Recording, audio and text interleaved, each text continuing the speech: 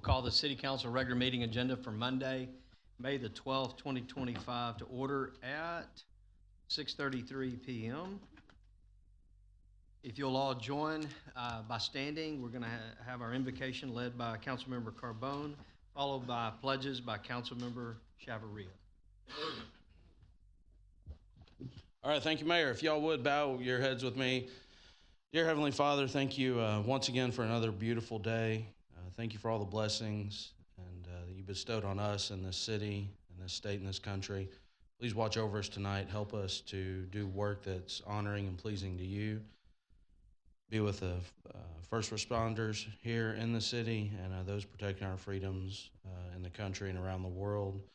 And help us to give pause and just remember your grace and your blessings. It's all these things we pray in your heavenly name. Amen.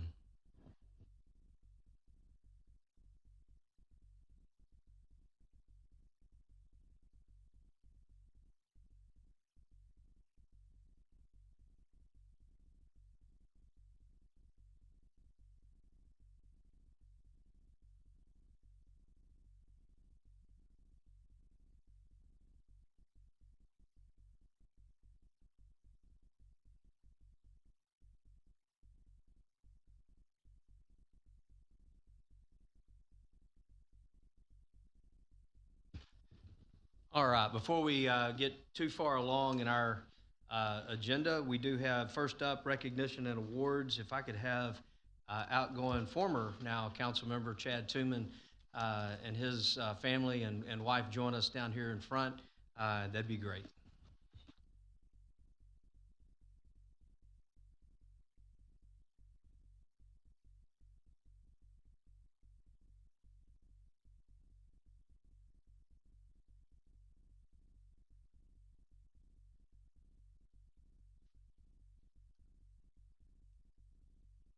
As is customary, outgoing council member, we like to hand off. There's your name tag for from the dais,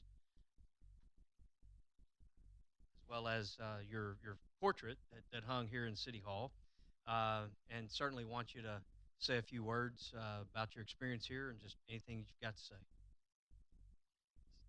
So real quickly, I grew up in this town. I love this city. Um, Leaving here tonight, I will say that I leave here in complete confidence in all of the staff and the current council that's here. It's You guys are a great team, and as a person that visits many cities and sees many different staff members and councils, I'll say that Pearland is one of the best managed cities, and I leave here and learn that being here. It was a great honor to serve in a council seat in my hometown, and I thank you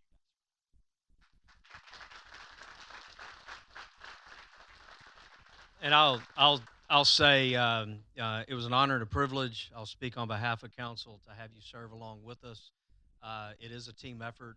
It's a team on Monday nights, and so I appreciate you stepping up when we had a vacancy to come in, run for election, and do everything and be here to contribute.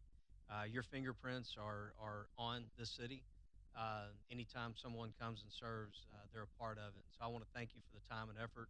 And tomorrow's same thing, just the time and effort to allow him to come this way and be here on a Monday night and participate and be a part of this great group. But we wish you well as you move on. And I told you earlier today, don't be surprised if we need you back one day. We know you're there, and we know you're out in our community to champion Pearland, and we appreciate you for that.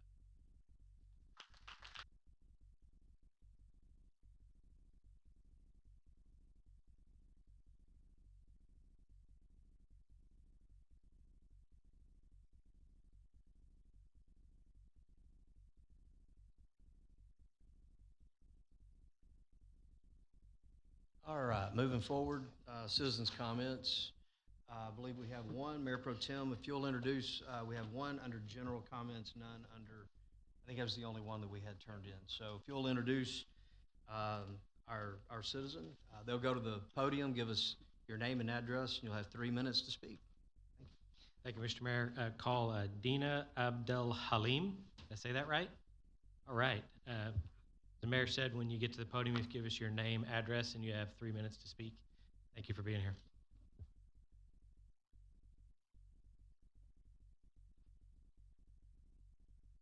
Thank you for having me. My name is Dina Abdelhalim. I live at 2817 Lost Maples Drive in Pearland. Today I am here to say Happy Mother's Day to you.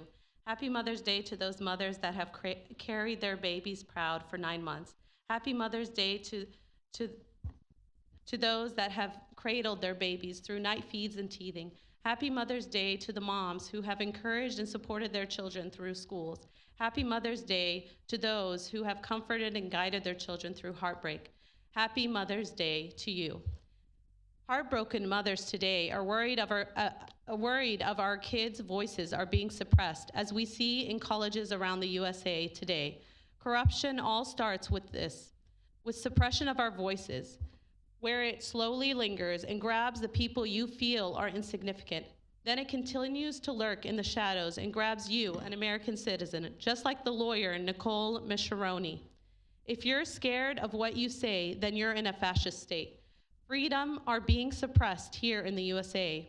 Heartbroken mothers today are fearful of the racism and Islamophobia rise, where at Paul Revere Middle School here in Houston, 30 minutes away, 3 scarf-wearing girls were sitting at lunch and were attacked by 20 students with pencils. They were stabbed gruesomely and suffered many injuries and ended up at Texas Children's Hospital. Heartbroken mothers of today go into H-E-B for a weekly grocery run, only to meet a customer yelling at her, she is walking with the enemy. But I don't view you as an enemy. Heartbroken mothers of today hear that Greg Abbott denied St. Marcos City Council their right to $4 million to go to our children instead of Israel. Current administration is threatening Head Start programs for our children and having the largest ever Medicaid and food assistance cuts, all while the largest military budget of over $1 trillion for Israel increases. America first, I guess, does not apply. Heartbroken mothers of today grieve as electricity is cut off of their newborn babies in NICU beds. Heartbroken mothers of today wail as they pick up the limbs of their children. Heartbroken mothers of Gaza ache today after 2 months of no food for their children. Have you heard a baby cry straight for hours? Have you felt that feeling deep? Can you dig deep down now and remember that scream in your head? Please stop crying, my little one. Your bottle has arrived. Happy Mother's Day of today should scream out loud in solidarity to our heartbroken mothers of today. Happy mothers of today say all mothers deserve life for their children and a safe haven. Heartbroken mothers of Palestine, as Loki would say, I wish I could change your tears to laughter. As City Council, what will you do today? I hope you stand for our freedom of speech, protect us from racism, support an arms embargo, and stand with the mothers of Gaza and America today. Thank you. Thank you for that, and thank you for those words. And yes, it is a happy Mother's Day, and we wish all of our moms very, very well. With that, we'll move to the consent agenda. Are there any items to be removed? Hearing none, Mr. Koza, would you put consent agenda items A through D on the table, please? Yes, Mayor. Consideration and possible action on consent agenda items A through D. So moved. Second. We have a motion and a second. Madam Secretary, we'll call for the vote. Member Koza, Aye. Member Carbone, Aye. Member Chavadilla, Aye. Mayor Pro Tem Byram, Aye. Member Cade, Member Fernandez, Aye. Member Patel. Aye. Motion passes 7-0. All right, thank you for that. There was no items removed, so we'll move to public hearing number 1. Martin, are you presenting? Yes, Mayor. If you'll read into the record the reason for the public hearing and move into the staff report. Thank you, Mayor. This first public hearing, this is a request by Paige McKee, applicant, on behalf of Dixie Farm Property LLC owner for approval of a zone change for 15.91 acres of land from light industrial M1 and heavy industrial M2 district to planned development district for a proposed RV trailer and boat storage facility, self-storage facility. This property is generally located at the northeast of the intersection of Dixie Farm Road and Main Street. So going into the staff report, This request was initially heard at the March 3rd Planning and Zoning Commission. At that time, staff recommended approval with conditions pertaining to facade articulation, vehicle stacking, fencing, and landscaping. These issues were heard by the Planning and Zoning Commission, and they recommended a postponement of the item in order for the applicant and staff to work through some of those issues that were requested for deviation. Those issues were then heard at the April 21st Planning and Zoning Commission, where the applicant reconfigured the driveway, updated some landscaping issues, amended their articulation, added some additional transparency, and clarified some of the fencing issues, which we'll go through in this presentation. In general, on public comment, we had 13 written in support. And then, this was in the Pearland News Reporter legal ad. And then we had public notice to property owners within 200 feet. We actually had property owner notices outside of that 200 foot because initially there was one additional property within the boundary. Thanks to some eagle eyes, we were able to fix that, but it did not cause an issue with our notification. We were just notified extra people. So with that, we have surrounding uses of manufacturing, warehousing, and then just due east is the landfill within the extraterritorial jurisdiction. For the future land use, this is in the professional services place type. That is generally intended for high-end employment-oriented places. That's a tongue twister. And you would normally see manufacturing centers, medical offices, technology data centers, or flex office space. This RV boat storage would be more of a secondary use, even though it's not classified within the place type. But through the professional services and industrial, this is something that would be similar for that type of place. Here you can take a look at the design plan, noting out a few of the features. We've got 3 main buildings that face onto Dixie Farm Road. These take access from a 35-foot driveway that's shared in between the property to the south and this property. Then there are a total of 246 spaces with 131 angled. And I just want to note that while you will be seeing this tonight, we'll end up punting the second reading for this because the design plan is working on being amended due to some additional right-of-way for Dixie Farm Road. So taking a look at some additional aerials of this, you can see that shared driveway layout and the primary buildings. You can see some of the landscaping that is desired to remain until that right-of-way is acquired. And then taking a look at more details from the design plan, this design utilizes some of the heavy natural vegetation that's within the boundary of the area, but then it also augments that natural vegetation with some additional trees and shrubs along the frontage of the buildings, and then also acting as a minor buffer in between them and the metal corporation just to the south. Here you can see a detail provided of the landscaping within the front. Dixie Farm is towards the top of the screen. You've got the pipeline and shared drive access, and then this first building. So this is a facade rendering showing what the property would look like with the landscaping, fencing, and what one of the proposed eventual buildings would look like. Here you can get a good idea of one of the deviations that they're requesting. Normally, this type of building would have a deviation or would have a requirement of 1 foot of articulation for every 10 feet. As you can imagine, that would, over a long building, that creates a bit of a repetitive motion.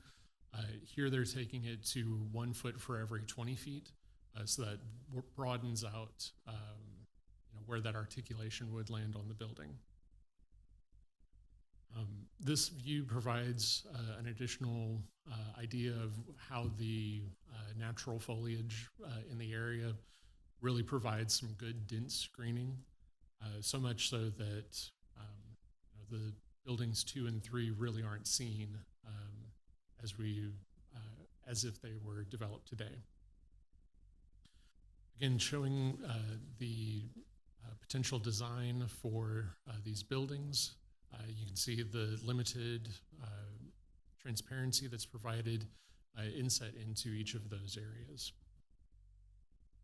And then this is another view of the elevation overall, showing the various heights of the buildings and the types of screening that are being provided and the overall effect of what each of those elements provides for this design. Again, the fencing. And then I won't go through each of these, but I'll hit a couple of the highlights.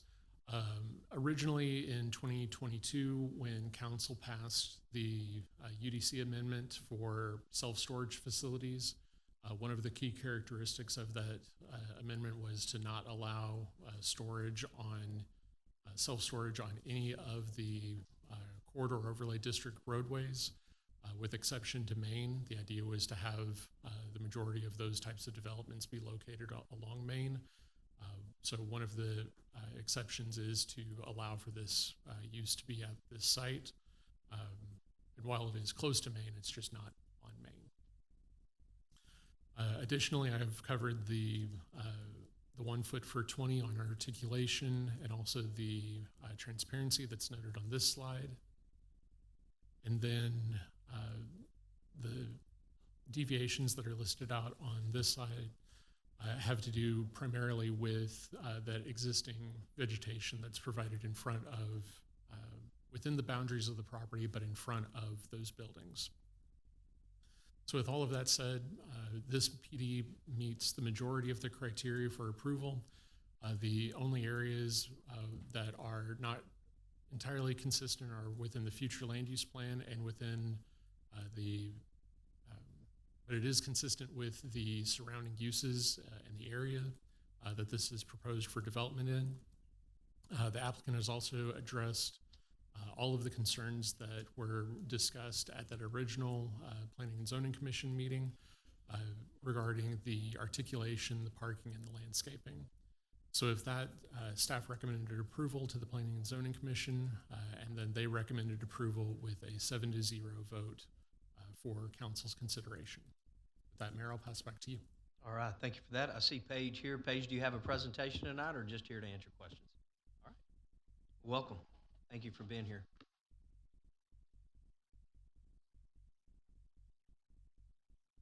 If you would, just for the record, just introduce your name and address for the record, so we'll have that on the file.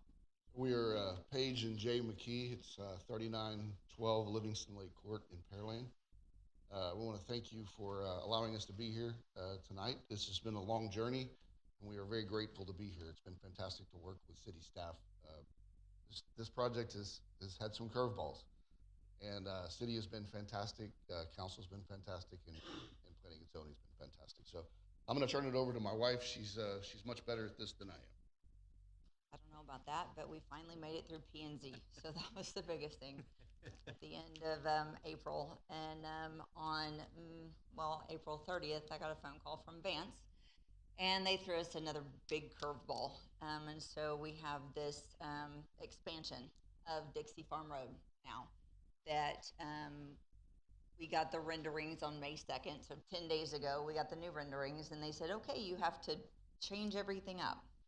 So we've had meetings with the city, with Martin and Vance and Katja, and the very large red triangle is what we are having to move. That's what they're going to come in and take. Now, it could be 10 years, 15 years, 30 years, we do not know.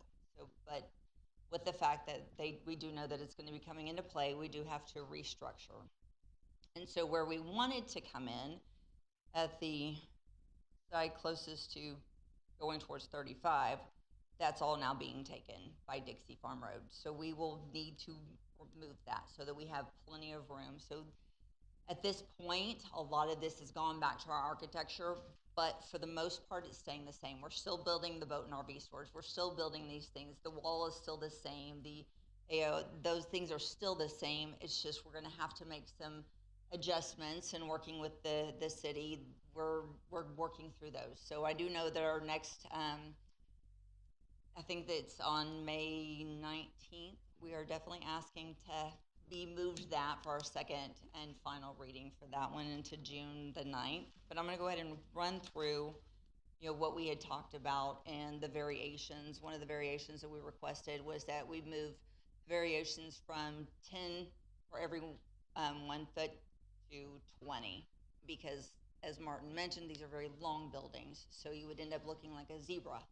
So we didn't want that. We wanted, a little bit more span where it looks nice, it looks clean. Same thing with the windows and our transparency. So that's what we did. This is what it looks like in the winter, and this is what it looks like in the spring. So as long as this is going to be here, like I said, it could be 10 years. We don't know when Dixie Farm is actually going to widen this. It will look like this. You will not be able to see the majority of our buildings except for where our entrance is. When they take this down, you'll be able to see everything. So at that point, we will be planting and doing the things that we're supposed to according to the UDC, so that's not an issue. We'll be adding those. Jump through this one. So this is just a side view, same thing. You can just see how thick that area is. So we do know at least it's probably going to be about 10 years before they knock this down. But in the meantime, that is what you're going to see. So just a little closer view of that. Want to just jump in and show that this is what our intent is. So our entire exterior will be buildings that look like this. All of our interior buildings will be these. So you, from the street or from the side, you will not be able to see anything that's open. They will all be enclosed buildings completely. And then that's just kind of a picture. But this was what we had intended for the last 3 years. We've been doing this. And now we recently have our latest curveball. So this is where we are, and this is, we would appreciate you letting us move to the June 9th. Anything? See, open questions. All right, we're going to do the public part of it, but then we get finished with that, we may have some questions and comments from council. So thank you for being here tonight and give us in that presentation. Next up, call out for anybody wishing to speak for or against this proposed request. And go to the podium, give us your name and address, and you have 3 minutes to speak. Second attempt, those wishing to speak for or against this proposed request. Third and final time, those wishing to speak for or against this proposed request. Seeing no one moving in that direction, we'll turn it over to council for questions, comments, and concerns. I will say on the Dixie Farm Road piece, so you guys found out almost immediately after we found out. So, so the curveball has been there. And for the public, just to note, our Brazoria County, our county folks had submitted a project through HJC and the Transportation Policy Council on the long-range plan for Dixie Farm to move west from here across the railroad tracks, tying in over at County Road 100. Best guess, that's 10 years out. As was said, it may be a little bit longer, but what they have been approved for is the 10-year plan, which is a good thing. So all that's a good thing. It's just, what does that do to this project? And just by way of educating people, as you move west from Dixie Farm Road right here, you run and dead end into a wellhead. There's an oil and gas wellhead right off the road, right there. And the alternative is to drill a new well, move the wellhead, or move the road. And in this case, it's cheaper to move the road. So, so that is what this exercise and what she's talking about. When we found all this out and heard it, it's like, whoa, what's happening with this application, and where do we get in the middle of this before we get too far down the road? So I also want to thank y'all for being a little nimble and letting us walk through that. So I will state up front, I think this is a good use. I mean, the neighbor to behind them is a landfill. That landfill is not going anywhere soon. I think it's an appropriate use up against that, and certainly agree with the vegetation and the screening. And there's no sense in doing things until we need to. I think that makes sense. So with that, I'll throw it open to council for questions, comments, concerns. Yeah, I just had one question, or I guess concern, and maybe it's not, to piggyback on what you just said, with as far as the screening requirements are concerned, and not doing the screening now, which I completely agree with, why plant plants behind plants that nobody's going to see anyway, right? My concern is for the property owner, 15 years from now that gets torn down, what's the UDC going to say? What's the screening requirements? Can it be considerably more than it is now? Is there a way to enshrine the PD? Right, so within the PD, we're enshrining the landscaping as it is in this design. We're not gonna get, you guys don't necessarily have to answer anything. I just wanted to make sure that you guys don't get hit with some elaborate landscaping plan because it changes 15 years. Well, I can clarify, and maybe we misspoke or misrepresented. The landscaping, according to the PD as it is, which is all the way down, which is shrubbery and ornamental trees, will be the length. So what you're seeing there will be all the way. So even behind what you won't be able to see from the road, that will be there. Okay, so what, maybe I heard you wrong, that there was screening going to be put in after that vegetation was torn down. That's not the case? Street trees, yes, sir. So there is, Martin, you may be able to clarify the exact verbiage in there. So what we've, and McKees have been great to work with. So what we've worked through is understanding that there is, this fairly high quality natural vegetation that exists, and that when a certain percentage of that landscaping goes away, or that those trees are no longer there, either by the acquisition or by hurricane or whatever takes the vegetation out, then it would be replanted at today's standard. Okay. At today's standard was what I was looking for. I don't want to hit them with new standards in a decade. No, and with this being a planned developments get vested in whatever the development code is at that time. So even if, 2 years from now when we adopt a new UDC and there's some additional, then we would look at this UDC for the requirements. Perfect. Thank you, sir. That goes to if the McKees somehow, 10 years from now sold the development and somebody else has it, new roadways coming in, screening and everything else, PD would carry forward. PD carries with the land, not with the landowner. So important. Any other questions, comments? Mr. Carbo? Yep. No, thanks for your patience through the process. Sorry for the last minute curveball. It's a tough one, but we'd rather do it now than have to come at you 5-7 years from now saying, hey, great property.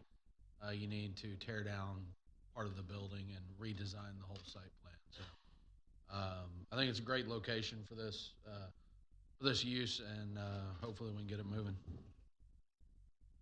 Any other questions, comments? Seeing none, we will close this docketed public hearing and move to new business item number 1. Mr. Carbone, would you present that, please? Yep. Thank you, Mayor. Consideration of possible action. First reading of ordinance number 2000M-271. So moved. Second. We have a motion and a second. We've had staff report as well as comments and questions from council. Madam Secretary, we'll call for the vote. Member Carbone? Aye. Member Chavarria? Aye. Mayor Pro Tem Byram? Aye. Member Cade? Aye. Member Fernandez? Aye. Member Patel? Aye. Member Koza? Aye. The motion passes 7-0. Deal. And so we will see it in June? June 9th, Mayor. Got it. Okay. All right. Thank you.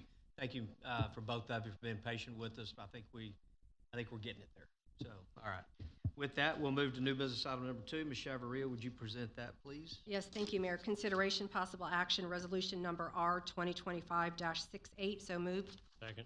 We have a motion and a second. Staff report. Thank you, Mayor, and good evening, Council. Tonight, we present to you the annual comprehensive financial report which was presented to the Audit Committee this afternoon. I want to first thank Melissa Saxton, our Director of Finance, and her team. Some of them are here with us tonight that did all the work alongside Whitley Penn to get us to where we are tonight, improving on the timeliness and the results of the audit over the past couple of years. So with that, I'm going to hand it off to Mr. Andrew Janet with Whitley Penn to present the comprehensive financial report. Thank you.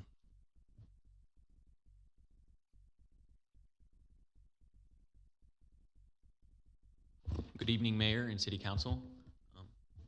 We have a PowerPoint. Okay. So I'll get started. My name is Andrew Jeanette. I was the audit manager this year for the city's financial statement audit and federal single audit for the fiscal year ending September 30th, 2024. So I have a brief presentation prepared for you, and at that we'll go over the audit process, the results of the audit, and then we'll end with some required communication. Other members of the team were Sean Berry. He was the senior associate on the job, the engagement, and then Patrick Simmons was the engagement partner, and then Lupe Garcia was the engagement quality control reviewer.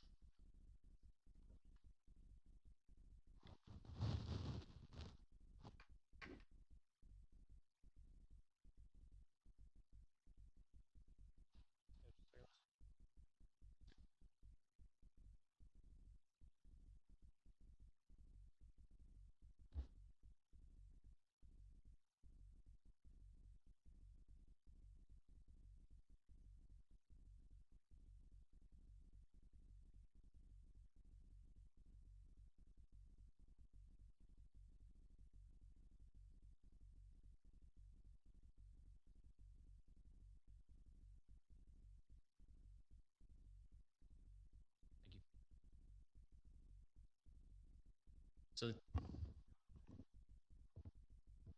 That's not showing on our screens here.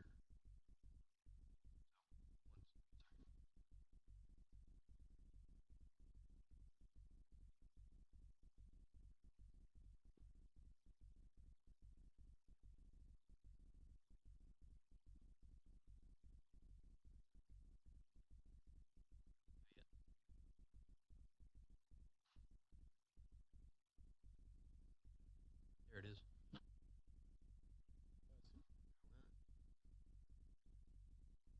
There it is. All right, thank you. Oh, it just lost. Just went black.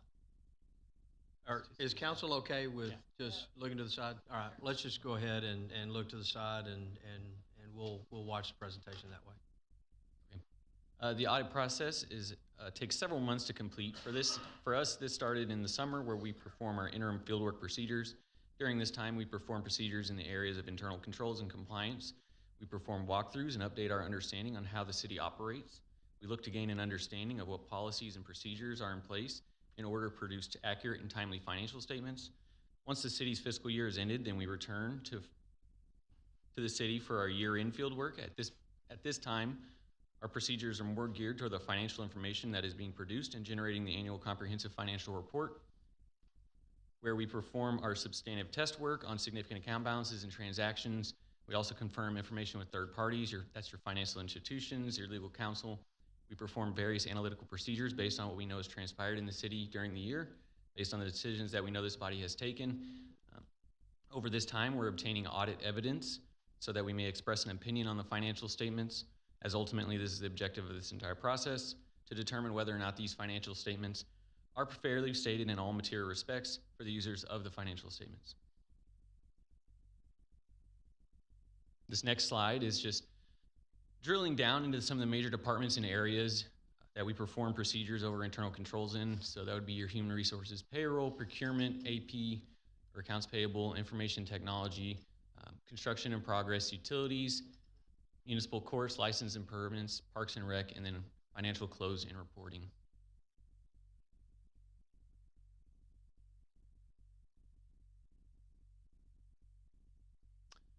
As external auditors, there are a few different opinions that we can express in a financial statement audit. The first being the disclaimer opinion, meaning that either the records did not exist or they were in such poor condition that we were unable to complete the audit. Second, in the middle, is the qualified or modified opinion, meaning everything was fairly stated, except for the areas specified in our report. And then on the right side is the unmodified or the clean opinion. This is the highest level of assurance that we can provide. This indicates that the city's financial statements are presented fairly in all material respects, and that the financial statements in this report can be relied upon by the users. And so we're happy to report that this is the opinion that the city received, the clean or unmodified opinion. And so this means that these financial statements are presented fairly in all material respects, and we do conduct our audit in accordance with the generally accepted auditing standards and the government audit standards. The city was also required to have a single audit. For that, we issued our auditor's report on internal controls and compliance. This report provides insight to the effectiveness of the city's internal controls over financial reporting and its compliance with applicable laws, regulations, and grant agreements. And so in fiscal year 2024, there were no material weaknesses or significant deficiencies identified. We noted that there was no instances of non-compliance material to the financial statements. So we did just highlight the past 3 years and just shown the growth that the city and the progress that is made from fiscal year 2022, where there were 3 material weaknesses identified, and then last year there was just 1 significant deficiency identified, and then of course this year there were 0 of any of them. So.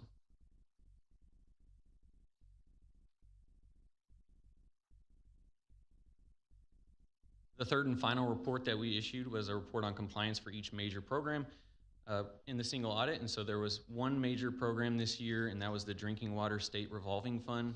And so there were no findings or question costs noted there either.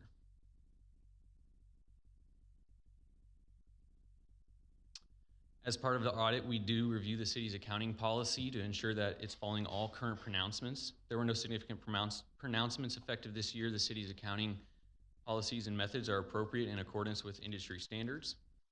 The financial statements do include estimates. We reviewed management's basis of these estimates and concluded that they are appropriate and are being made in accordance with the generally accepted accounting principles.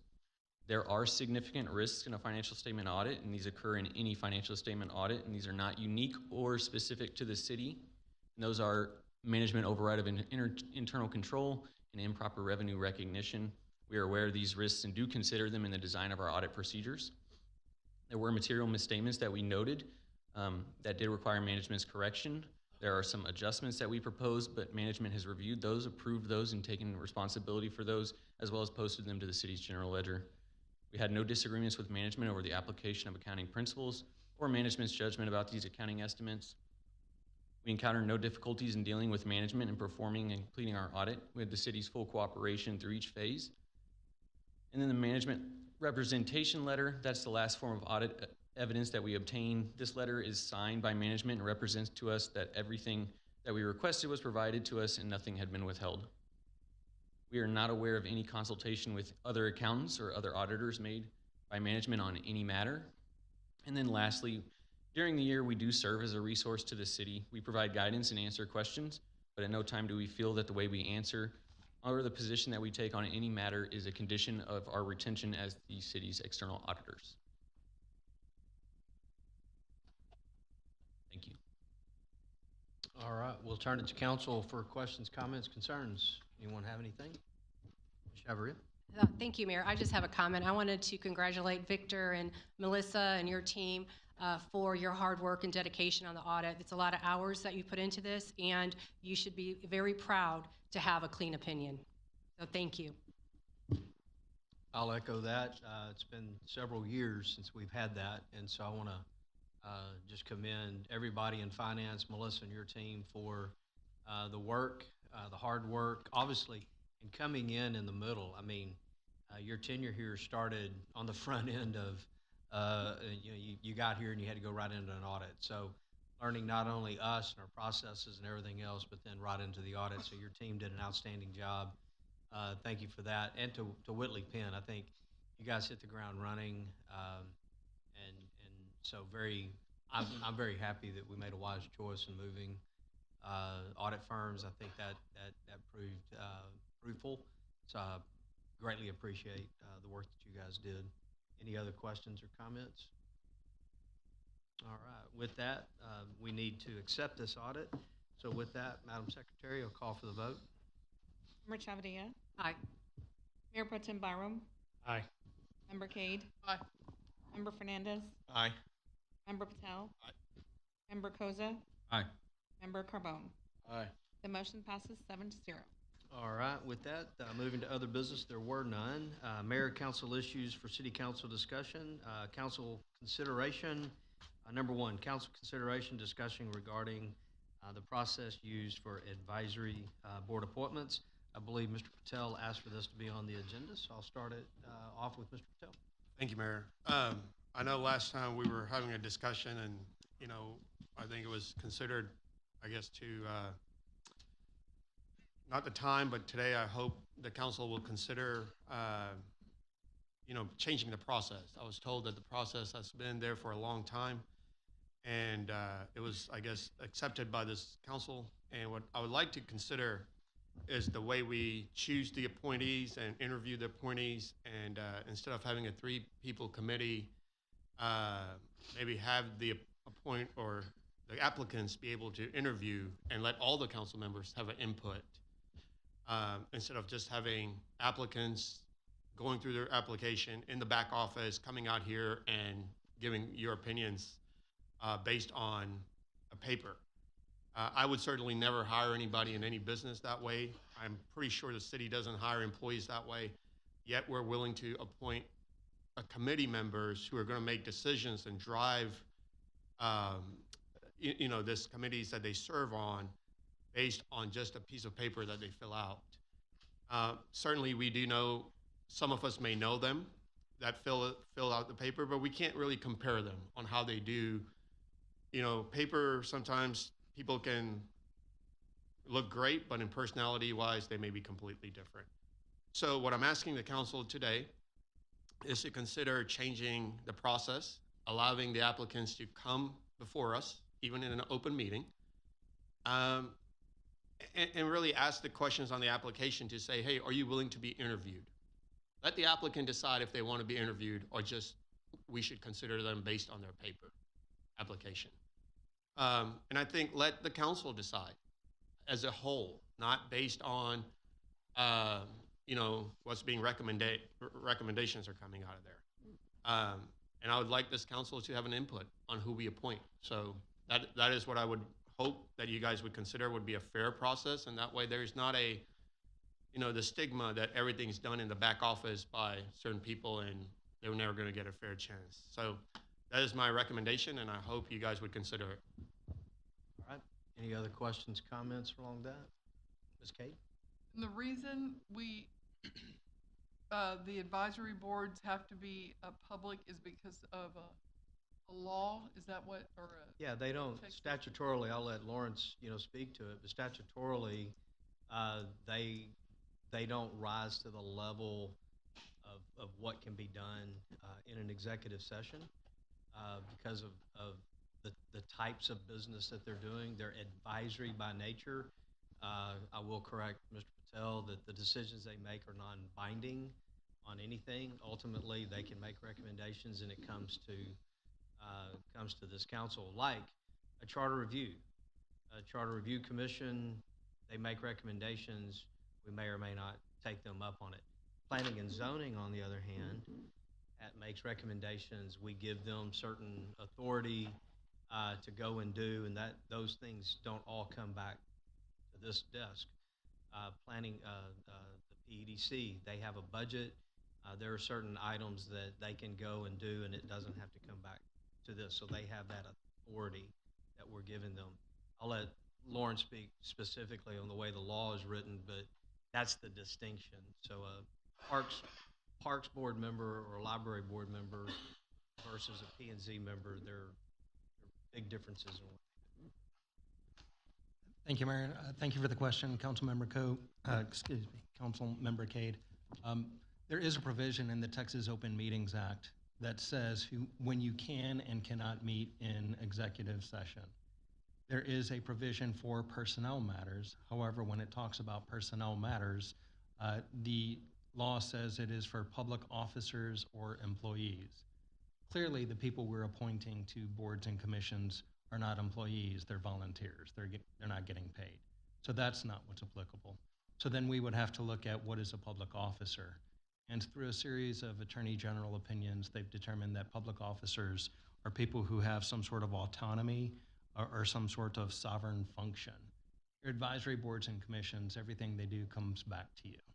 There is no autonomy or sovereign function in what they do. So they do not qualify.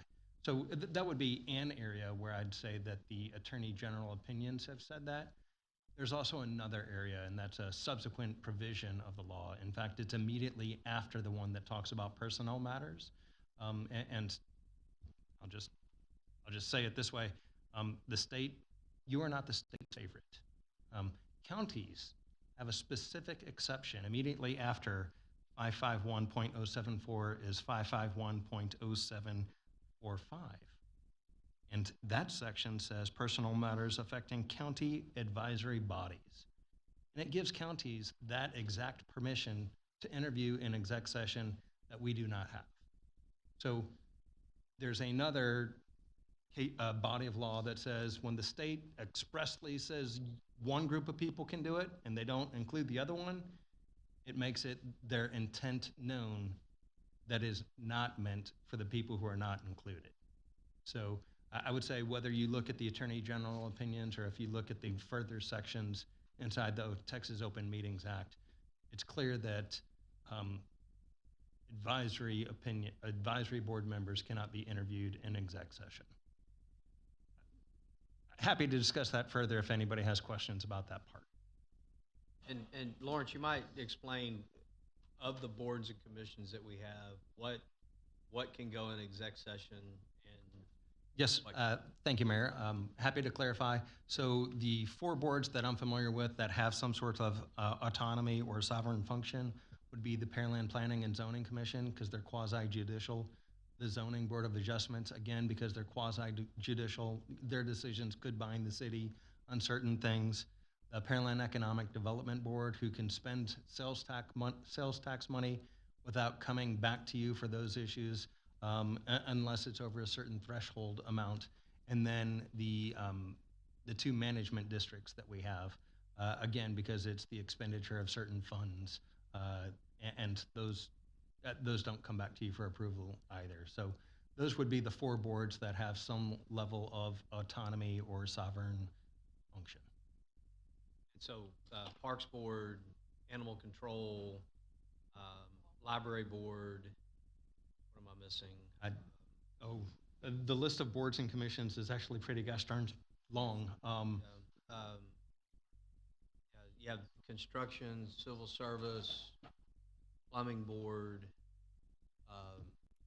others that are like that. That obviously have certain expertise. So the difference is what you said. Some of them are their decisions in some cases are binding, so therefore they have that autonomy, as Lawrence said. Any other questions, comments?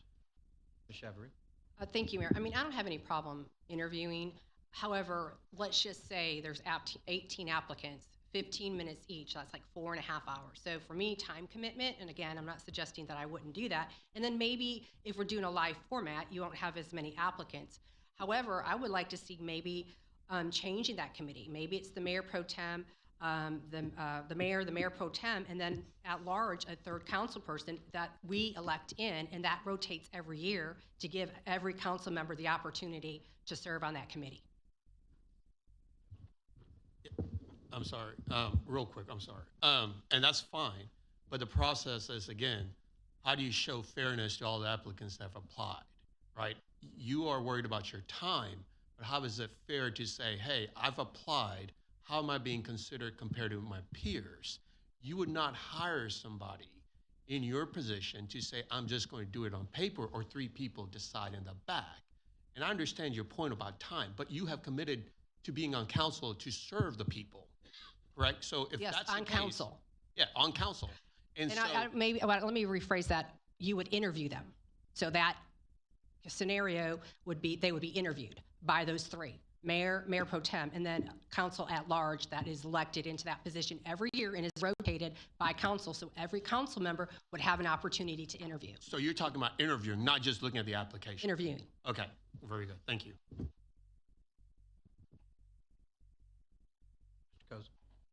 So, Member Patel, I'd just like some clarity. In the 3 years I've been elected, I would say a big turnout was 3 people. We've made some changes in the 3 years that I've been here. In this particular session, we had 16. When you say interview, how long do you want an interview to last for individual? Well, I think we give in the executive interview, correct me if I'm wrong, is 15 minutes, correct? I've seen them go as long as 30 minutes to 45 minutes. Yes, sir. But my understanding was that every 15 minutes we've had interviews set up. And you might be right, we've gone over, but we've dedicated 15 minutes for applicants when we interviewed for EDC board or P&Z board. At least that's what I remember, and I could be wrong. And again, I'm not saying you can interview them for 10 minutes. I've really, again, sometimes it's our own fault because we're taking up too much time to interview them. I'm just looking at time. On this right here, 15 minutes, would be 4 hours. 30 minutes would be 8. But you had to assume, Mr. Koza, that everybody's going to be showing up. And to be honest, that's my second concern. Okay. Is we will go back to 3 people. Sure. Instead of 16. But Mr. Koza, all I'm asking, you're gonna limit it. And when you make comments that it's a backroom deal, I take offense to that personally, because I knew one member was a sitting member of the school board. The lady could be sitting in here, and I wouldn't know that's her. Sure. So that's one. There was another one that I knew his wife, met her once. So my knowledge of knowing these people, I didn't know anyone. So there was no backroom deal. And in addition to that, every member up here received an email with every application prior to our meeting. At any point, if there was anything any one of us were concerned with, you could have picked up the phone, you could have emailed, anything. So it wasn't a backroom deal the way you classified it. So I do take offense to that when you say. I said it looks like a backroom deal. Well, it appears. If you're in the public, it would appear that way, right? I'm just saying it. In your mind. Yeah, in a lot of people's mind, Mr. Koza. Well, and again. And I can tell you at the same time, to get people to come up here and speak publicly, you will go back to 2 to 3 people. Right. And that will limit somebody because their meetings are not in a public sphere where they are having to stand in front of somebody to try and sell themselves, to try and say why I'm the best one for this. So you will limit that if we were to go down the path you're suggesting. What would it hurt this council to have an application that says, are you willing to be interviewed?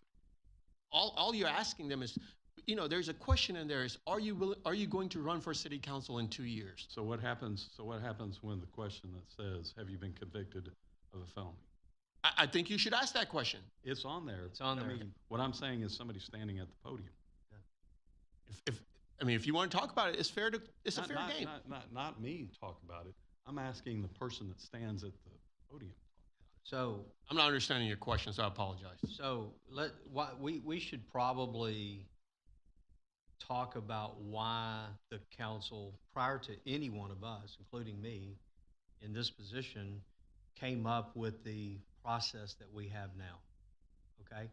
And it was to eliminate the opportunity for that public discussion and a potential embarrassment in the public eye. That's the reason why the council chose that. And I'm going to agree with Mr. Koza that I take offense to anyone thinking that we're doing some dirty, shady, backroom deal. I think it's preposterous. My other question to you, in your business, if you've got 2 openings and you've got 40 people apply, you interview all 40, or do you look at the paper and narrow it down and interview 5? Very good question. you're right. I would interview 5, but I would at least interview them. And You're making kind of my point, right? Like, well, we're not interviewing anybody. But you don't know if we've called anybody. You don't know if we've But called Mayor anyone. Cole, what on I'm there. saying is, I am not getting a chance to interview them. You may have, but as stated, those names come out to you. You have the ability to. Whether you chose to or not is up to you. You're stating that the committee hasn't talked to anybody. To that point, that was going to be my question. When we get that email that gives a list of all the applicants, is there anything preventing us from individually calling those applicants ourselves? No, it's a matter of public record. Okay. And So we have the ability. Well, it says confidential in the sense that we can't post it on our social media or send emails out or anything like that. But my question is if we want to individually, if we want to call one of those applicants and you read something and you find it interesting, is there anything that stops me from calling that applicant to say, you applied for the Parks Board, I've got some questions about your resume, and if I talk to that person and I really like them, or I talk to that person I'm really concerned about them, then I can speak to the committee. Right. So the only question then becomes, and I might be too nuanced here at this point, Lawrence, I guess this would be a question for you. I'm 1, they're 3. I guess because it's mayor, they're 2. So emailing them about this does not create a walking quorum. Is that correct? It has the potential. Whether the mayor be involved or not, he would still count in regards to a walking quorum because a quorum can include the mayor. So if there's nothing that would prohibit you from contacting an applicant. However, your thoughts on that applicant should not be shared with the committee because that's where the potential for the walking quorum comes in. Instead, you would have to hold on to that information until there is a time to discuss it in an open session. So when the committee puts forth whatever names they put forth based on whatever selection process they use, if you disagree with them based on something you learned in your personal interview with that person or your independent interview with that person, then you would have the opportunity to make a motion to amend the slate that was proposed and say, I spoke with this person, I think this person is a great fit for that position. Of course, now there could be a discussion, and I think that one of the concerns that council has had in the past, now you have a discussion about that person in the public forum that sometimes can be embarrassing to the applicant. Yeah, I mean, that would be my concern if I were an applicant. But following that train of thought, if I had an interview with a candidate, whether I liked him or not, and I wanted to share that opinion, I could share that opinion with one member of the subcommittee that interviews them, just not with the whole committee. Yes, sir, but once you share it with that one person, we now have 4 members of city council who have essentially their thoughts on a candidate, and if one other council member shares their opinion, it could be viewed as a walking quorum. Because then you would have 5 people who have their thoughts about a quorum outside of an open session. And I guess in that So the point, only way, sorry, I have to process that, as you said. So the only way for all 7 members of council to provide input on the slate of candidates would be to have a public hearing, which is what previous councils have tried to avoid, so that we don't have citizens saying, well, I don't want my whole life drug out in a council meeting just because I want to serve on parks. Yeah, and I think, and again, I think it also goes back to the number of applicants. If they are going to be standing here in front of us, taking questions, I think we'll have far less applicants over time because they're like, I don't want to go through that. I just want to serve on a parks board once a quarter and move on and say that I've done that. But I want to go back to I don't have a problem changing our process up. Again, we all inherited the process that we have. And so I think just like anything, any ordinance, anything that we have going on in any of our departments, we need to look at, refresh, and take a look at. I think there's value in having the way we do it. I also think there's value in us. Okay, there's 5, 6, or 7 people out of this 14 or 18 that we had that might warrant more of a follow up, and we have a follow up question, whether it's 5 minutes, 10 minutes, or turns into 25 minutes. That would be up to the committee to figure out, and we can report that back. I don't have a problem with that. I just, when all of a sudden I hear, it's going to be mandatory that we interview 30 people, I'm like, wait a minute. Even businesses don't do that. They take their applicant pool, they narrow it down, and they interview those. They go through a process of doing it. That's all. And Mayor, let me 2 things real quick. Calling each individual applicant, like you guys are saying, again, it's time. 1, from the council to call everyone and try to get in touch with them. 2, think about that applicant getting 7 calls, right? Could be a lot from the applicant's point. 2, I'm certainly not saying that every applicant has to be interviewed. All I'm asking for is, hey, in this application, let's put a box that says, would you be willing to be interviewed? If they say no, that's fine. We'll still consider your application, but if someone who does that just shines, then we should have the right to appoint them, to say, you know what, they came through. They were able to interview. If no one decides they don't want to do it, then yes, then it's fair to say, hey, we had to pick and we based it on the paper. But at least give a chance to the individuals applying to say, we're willing to meet with you as a council. That's all I'm asking for. I'm not saying that we're going to interview everyone. All I'm saying is, look, let's have a process. We can even set up a time that this is the date. We're not going to change it. You're going to have to be available. If you're not, we're going to base it on your applications. That's it. It's not a very difficult. I think we're making it more complicated than it needs to be. Oh, I think somebody's making it way more complicated than it needs to be. And I agree. I agree with that. I also think the questions on there, I could really care less if somebody thinks about running for some public office down the line. There was a council member that demanded that to be on there before our time. I could care less if somebody's thinking about that. In fact, if they're thinking about that, I would probably be more inclined to double up and really look at their resume. Here's an opportunity for them to see if they're worthy enough to be, and go through the public and be on a dais. I think that's fine. But whether or not we shouldn't, because we had council members in the past who automatically said, well, we're not putting them on any board. Well, that's not right. They answered that question, yes, they got precluded. That's not right either. They could offer some very good, wise decisions to our city. And so like I said, I don't have a problem tweaking, and I don't have a problem taking the questionnaire and tweaking it. So when you say somebody comes in front of us and shines, I don't quite understand how you say somebody that comes in front of us willing to speak in a public shines over somebody that's resume looks better than somebody that you say shines. Great question, Member Koza. Look, I have met some people who have 17-page resumes or application. They may send you a 17-page application. We got one this time. Agree. They list everything out there. Great applicant. Maybe a lot of information. Maybe somebody who gives a perfect applicant. But when you ask them a question, they cannot speak.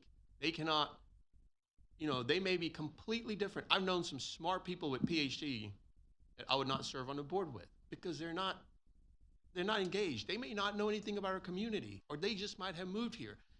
I think speaking to an applicant can really give you a differential of what they are on paper, or they can assess exactly what they are on paper. That's if they're willing to be in a public eye. Yes, sir. If they're not, they could be 10 times better than anybody that walked through the door. Agree, but Mr. Koza, they're going to serve. Yeah, but not in a public sphere. But the boards they're going to serve are public boards that people have the right to come, right? And have you ever attended one of these meetings? CVB, yeah. EDC, yes. And how many showed up? Outside again, no. I'm asking a valid question. How many people have showed up at the meeting outside of the board members? Oh, I have no idea. I'm sure one or two only. Tell you the ones I've gone to? None. Okay. I was the only one when I attended. And again, that's fair. It's absolutely fair, but that doesn't mean we don't give a fair process. I'm just trying. Well, see, that's what I don't know I think it's unfair to put somebody up here that doesn't want to. Because you're telling me that you'll penalize somebody over that comes here instead of filling out an application. That's a penalty against that person. But it's also a penalty if they mark the box that they're going to run for city council. But we still have that. Well, I understand that. I didn't have an impact on that, but I'm just saying that being in the public sphere is a whole different. You can sit here and try and get people to come speak for any given issue, and you don't get many. But I just want to know that we're picking the best people on these boards. I mean, again, they don't have to speak. Well, to me, the criteria of what the best is, that's a better thing to list out what the best is. Not public versus private.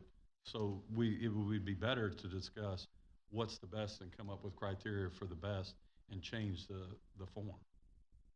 But at the end of the day, all you're asking on that form is, are you willing to come and speak? But what I'm saying is, at that point, if we set the criteria what the best is, then that solves it. I mean, to me, I think you can't decide the best unless you meet them and speak to them. That's my opinion. And we can go. That's fine. I understand that. But what I'm saying is, when you limit somebody that's not, then you're shorting that list. Well, I mean, that's, again, I don't know. I would think that we would want the best people who are well-spoken, well-versed. That's what I'm saying. Let's come up with a criteria for the best. But I don't know why we can't say, here's the best qualities that we're looking for. So let's rethink this process. So give me your idea. What do you want to do? No, I'm asking you. You're the one that keeps saying the best. That's what I'm asking. What's the best? And so if we came up with criteria amongst ourselves that were, here's the best qualities that we want, then that would have, here's what the best is. But again, you're the one that's arguing for the best. Okay. The argument I have. That's what I'm asking you. The argument I have is 7 people may have 7 opinions on what the best is. Exactly. Right? Agree. So how do you break this opinion down? You're going to have to meet with the person or have the voice to say, hey, this is what I noticed. I'm being given a set of rules by 3 people who meet in a committee to say, hey, these are the people that we choose. Agree. I have the right to vote it down, and I did. All I'm saying is the other applicants don't know what they went up against. So it appears there's not a fair shot. My point is, how do you break that barrier down? The point is, put the ball in their court to say, hey, are you willing to interview? If they say no, okay, fine. Then we're going to go by the best applicants that we think they're there. It's an opinion. And that's fine. There's one other committee that we did not bring somebody forth because we had one person.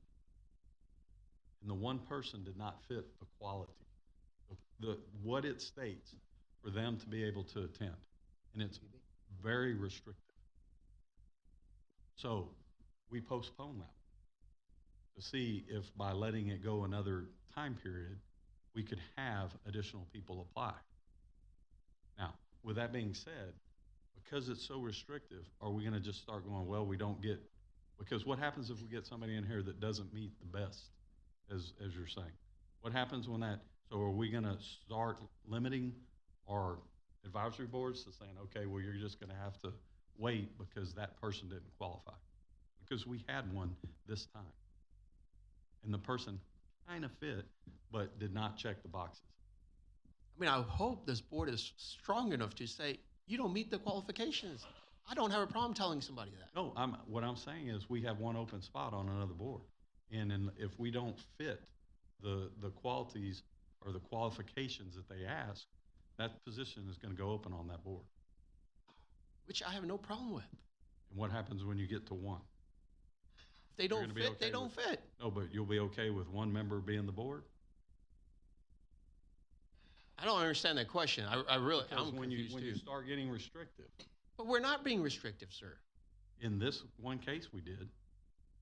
There's going to be always exceptions, Councilmember Cousins. No, there's always going to be if. Right.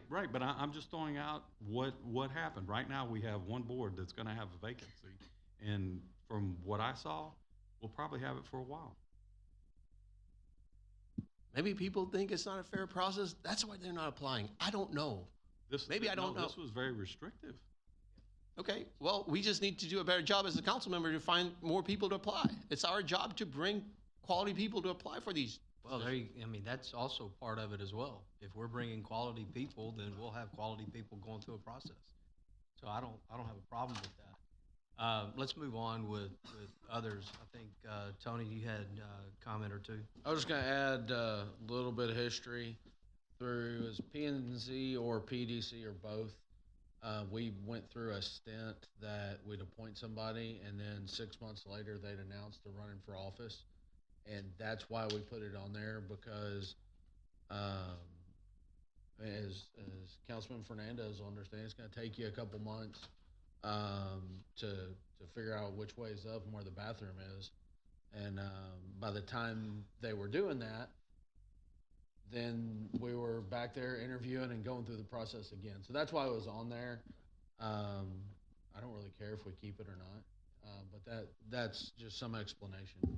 That's good history. We need to know and understand that. Ms. Kate? I like what Councilmember Chavarria was saying about rotating at-large council member to serve if we're going to keep the board. I like that idea. Thank you. And Mr. Patel, I like the option of, you know, taking some and we in a committee interview and then we present that in the packet that these 3 or these 4 or these 8 or whatever were interviewed out of these, and here's our recommendations as a result of that. I think it's a better vetting process than what you're talking about. And I think improving our processes is I think everybody up here wants to improve our processes, not just ours, but our city. And so you know, we want to be better at what we're doing. And I think the fact that, you know, we got the number of applicants that we did this last time was certainly part of the reason. Now, what I'm fearful is, you know, the paper, you know, coming out and quoting people that we're doing backdoor deals is now going to have people say, well, I don't want to apply. It doesn't matter. They're doing backdoor deals. So we up here have to be very careful what we say and how we act and how we portray, you know, our city. There's no, like I said, no backdoor deal. I mean, we looked at every single one of them, and yeah, there were, I would say most, we didn't know who they were or you know, some of them very limited time in the city. Others had more time. When you see people and they have, it's just like any other resume process. You know, and you look and they look good. Then you advance forward and you discuss who you think could be a best fit. The other thing is we try to look, what does the board make up now of a particular board? Is it all male? Is it all female? Is it a mixture? Is it a mixture of West versus East? Is it, you know, what's on there? And I think it's not that we want to pigeonhole and say we have to have somebody from this part of town, but you want a representation across our community. There's an opportunity for diversity in our community. And so, you know, and you're beholden to the applicants that you have. But I think having those discussions, and I can't imagine having that discussion saying, well, I can't put this person on because they're a certain color. Could you imagine having that in public? That would be detrimental to what we're trying to do. I mean, that's one of the reasons why you wouldn't want these conversations in public. And again, because if you're looking at a board and you're trying to keep it diverse, I could see that happening. You don't want it. I wouldn't want that publicly stated, because we have newspaper people who are watching online as we speak. They'll write about this coverage after this meeting. Yeah, Mayor, let me first apologize if or second, if I by mistake have said I think it's a backdoor deal. It is not my personal opinion. My opinion is what I hear in the outside saying, hey, I'm not going to apply because I don't know any of the council members or anybody decision makers, because they're going to pick people they know. The only way they're going to feel comfortable is to say, hey, you will get a fair shot to meet with them. people who are making those decisions. And whether it's a 3-person committee that meets with them and has that opportunity to meet, I think in the world I find emails, phone calls, text messages can be taken out of context. I believe that when you meet with somebody in person, it really says a lot about that person, how they shake their hands, how they're dressed, how they appear. It means a lot. How will they represent our community? I agree with that. And so I would say, my point is, it is great that we got 18 applications. I hope we get 25 applications. And then we can say, hey, we're going to take the top 10. I hope that's the day that comes. That we're going to take the top 10. Earlier you said if you had 2 positions open, you got 40, are you going to interview all 40? No. But at least they will know that, hey, it doesn't matter that I don't know the decision makers, but at least I have 10 minutes with them to spend to sell myself and what I can bring to the table. That is the point. That is my main point, is the decision makers who are going to recommend to this council. And to personally, now I'll say personally, I would feel better that the fact that the 3 people at least met with them. So I thank Mona for that suggestion. I think it's a great suggestion. But the idea of just meeting with each candidate is the main point here. That's fair. Very fair. And I think he has a good point. If people may appreciate that opportunity to come in and give and sell themselves, and if they checked on their application that they were a felon, then we don't call them in or don't give them the opportunity to apply because they don't meet the criteria. We don't bring them in and say, hey, you marked you're a felon right here in the middle of open chambers, you know? So giving them an opportunity to meet with us, it hurts nothing. Any other last comments? If staff needs any direction on where to go from here, I would say I would agree with Member Chavaria's recommendation. I like the idea of council having a little bit of input instead of there being just a default set for that committee. I have no problem with that. Council changes. It changed today. So having the ability to vote in an at-large position for that, I think, is great. I will also say that any fair process is a process that's consistent for everyone. So if everyone's looked at on paper and decisions are made on paper, so long as everyone is treated equally and looked at the same way, then it's a fair process. When you say, I'm going to look at you on paper, but I'm going to go meet with you, that's not necessarily any more of a fair process than anything else. Right. So I would agree that I hope and I trust our members that they are vetting people that apply for these positions and they are meeting with the ones, talking to them, maybe not necessarily coffee or whatever. But I think there's also, and Member Patel, I get exactly what you're saying. You hear from people in the community I don't hear from. I don't live on your side of the town. I don't work in your market.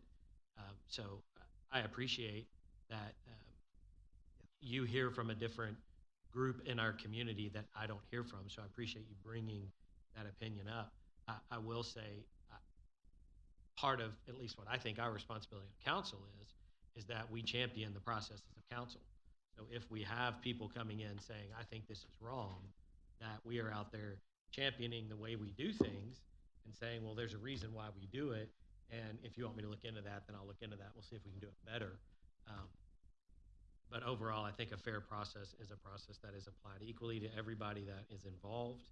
And we can make it more flexible by having this at-large position. So staff needs direction on that. I don't think there necessarily needs to be a change to the document other than for us to say, I think we've all kind of voiced our opinion that we like the idea of ensuring that there is an interview of the people that are chosen from the whittled down group by the subcommittee.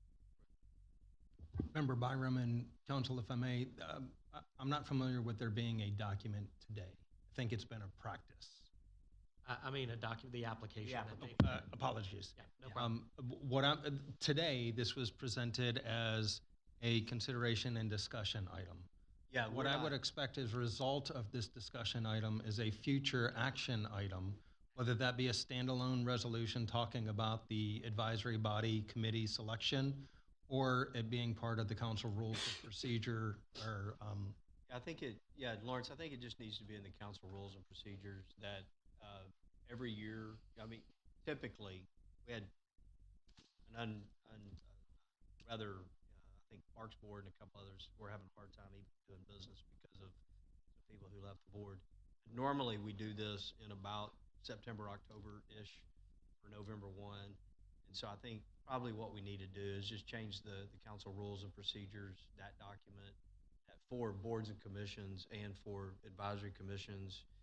There'll be a subcommittee of the mayor, mayor pro tem, and a at-large position chosen by the council. So before we do that, that would just need to be put on the agenda for the council to choose who that person's going to be as we go into that season of doing that. And I would assume that person would serve for a year until, and then rotate off, and then, you know, the next year after the mayor pro tem votes and all those kind of things, and then we'll have, you know, we'll have that come back up.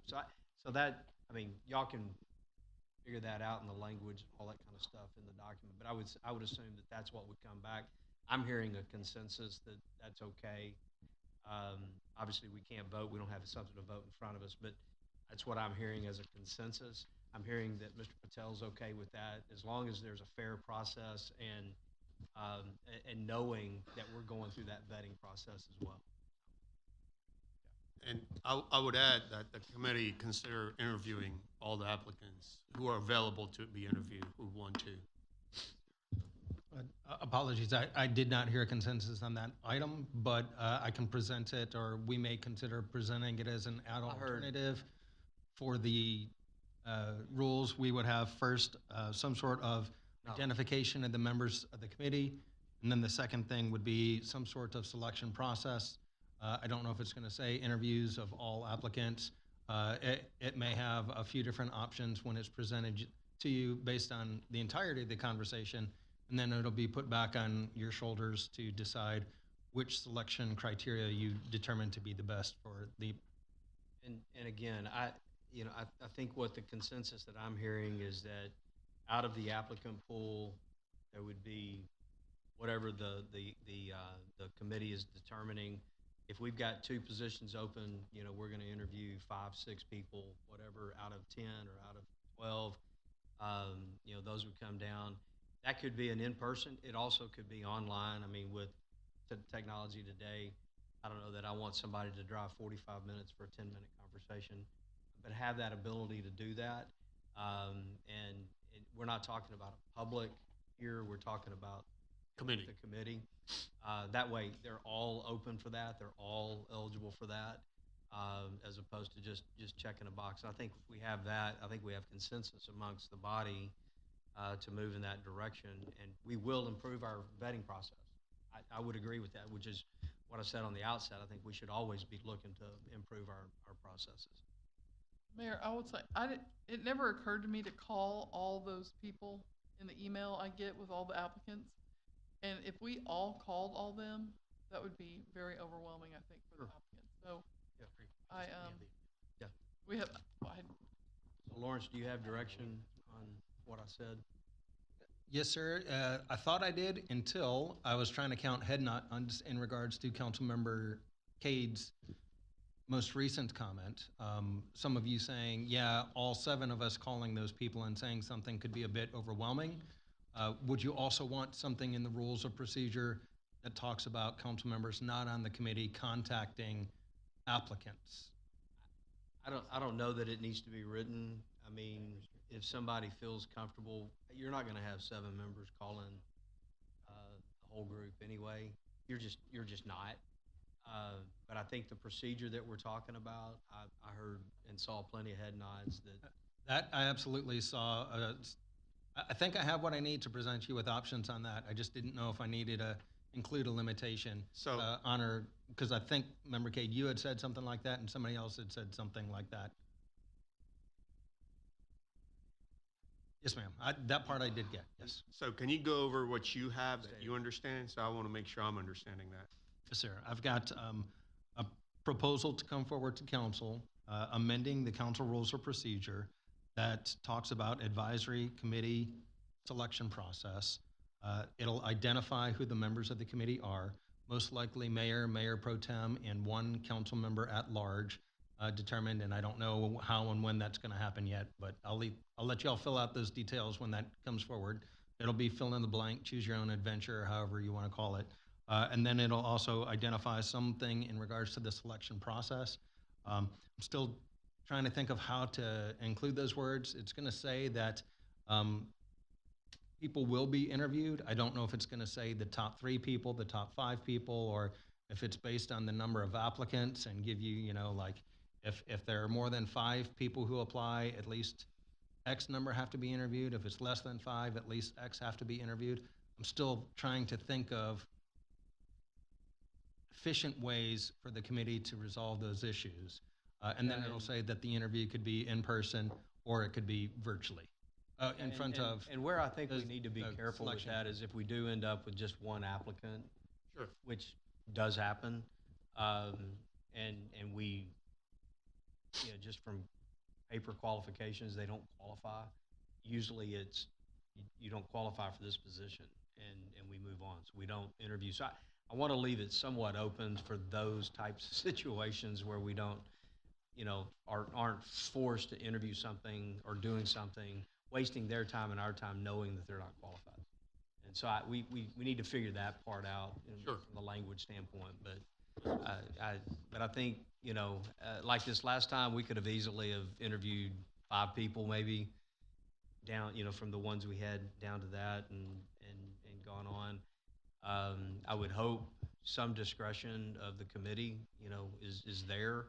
But certainly I like the idea of whittling and then let's have interviews and then presenting that to council. Thank you, Mayor, and thank you for the council for your input, and I appreciate you guys considering this, right? So I think this is a good process to start, and I really do appreciate you guys for your input, and thank you, Mona, for your suggestions. All right. With that, we'll move to council going into executive session under Texas Government Code, Section 551.074, Personnel Matters, Deliberation and Update regarding the city manager's annual performance goals. Just for public's sake, we do this midway through his goals just to see where we are and how we're on track, rather than waiting to the end of the year to find out something. So we'd rather kind of hear this along the way. So council will recess into executive session at 8 o'clock.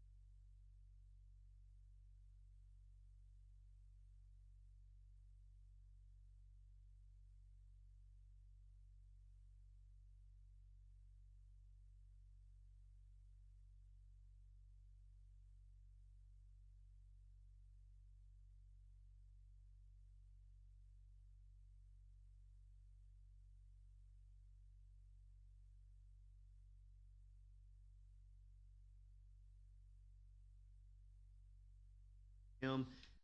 No action to be taken coming out of executive session. We'll move to adjournment at 9:26.